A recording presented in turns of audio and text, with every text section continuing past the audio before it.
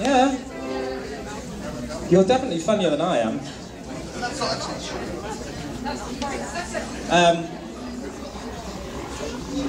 I would say the naked chef, but I don't think that's my tip.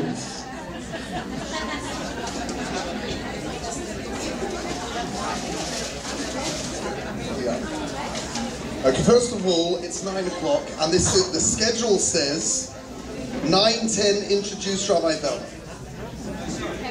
So that means I shouldn't be doing this now. First time we're giving you an extra 10 No, I haven't got 10 minutes of material. Okay. I have to say that I completely regret. I don't know what happened. I don't know what, I think it was Brit. Was it Brit who asked me? The thing is, it's very hard to say no to Brit. Okay? I mean, it's not something you really want to do. Okay? She said, so you'll be doing a stand-up, right? And I said, oh, yeah. I didn't actually know what I said yes to at the time. And then, of course, like everything else that goes on in this shul, it's publicized 6 years in advance.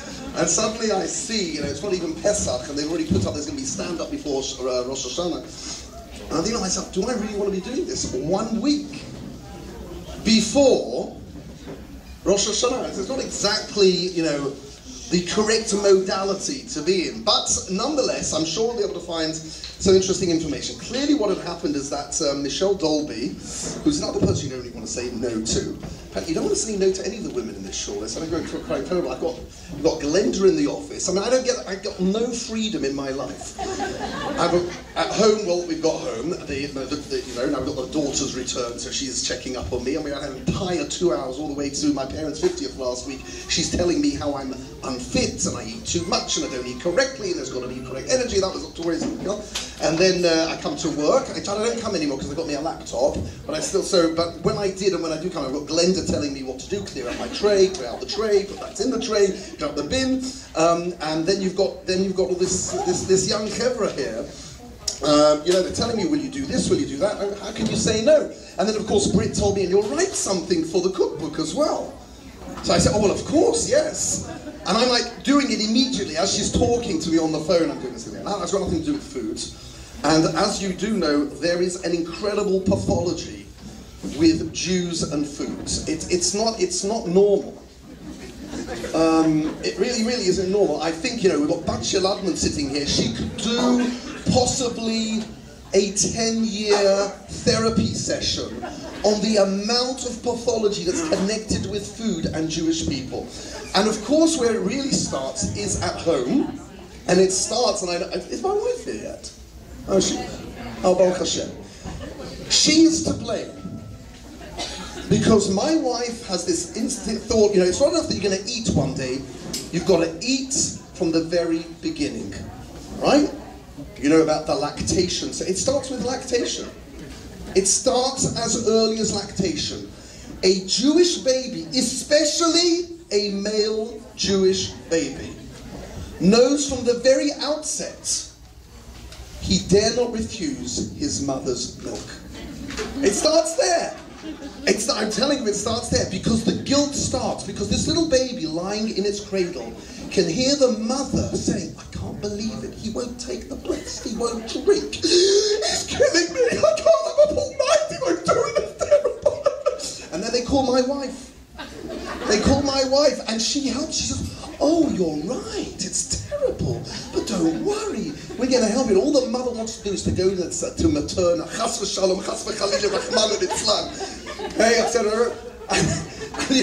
And my wife's there saying, no, you've got to make the baby feel that this is worthwhile eating. And what do you mean, worthwhile eating?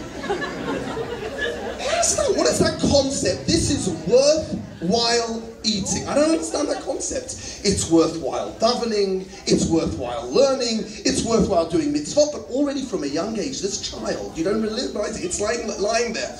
It's lying wherever it is. And all around it saying, you've got to make sure the baby's eating. You've got to make sure the baby's eating. So the kid is 1 week in this world and already it has developed a mental state around eating, feeding, because they understand, if you feed, you make your mother happy. It's nothing about you needing food.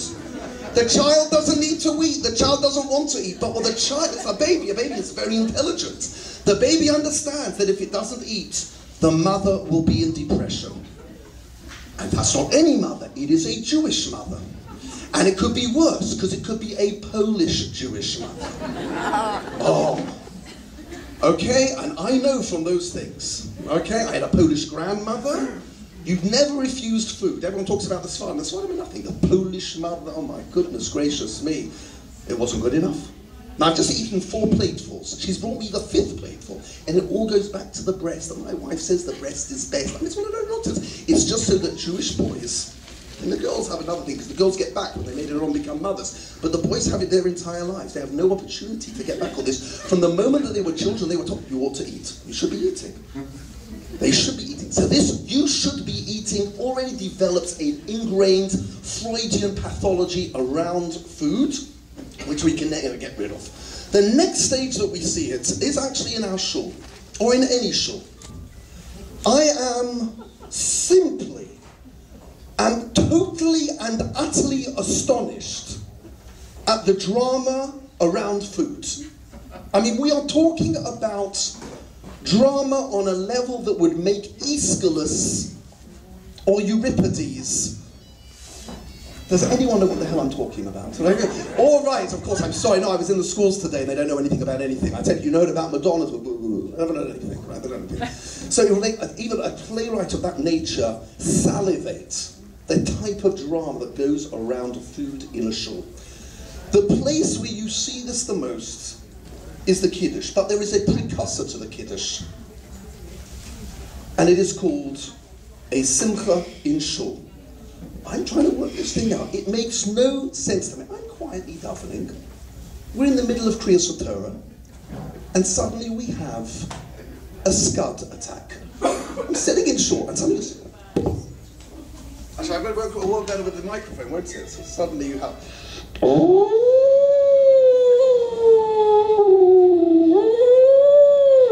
And everyone's taking cover, except for the kids under the age of 9. I have seen acrobatics performed in order to get one sweet, one chewing gum that is going to make Benjamin Sevitt very rich. Okay?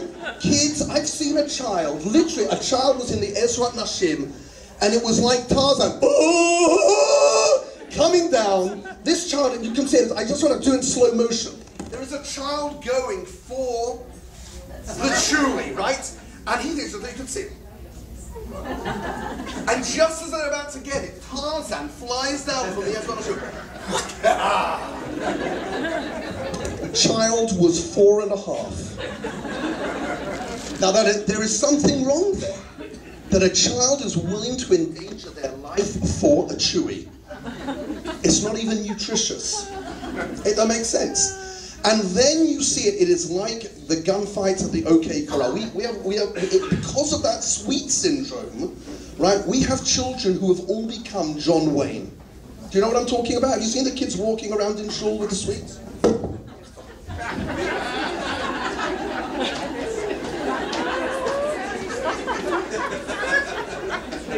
Get off your horse and feed it.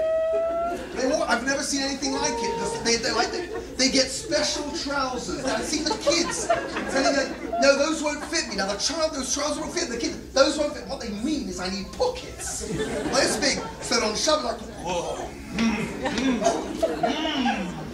I don't know what the girls do.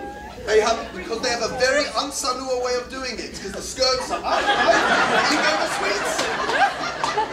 I mean, here am I, trying, I forget the microphone is a waste of time, trying to inculcate some sense of spirituality and sensitivity to the notion of Kedusha and Tahara, and we have all our prepubescents running around like Shirley MacLaine doing the kanga. And all for the sake of chewies. And that is the beginning. That's at about 10 o'clock in the morning.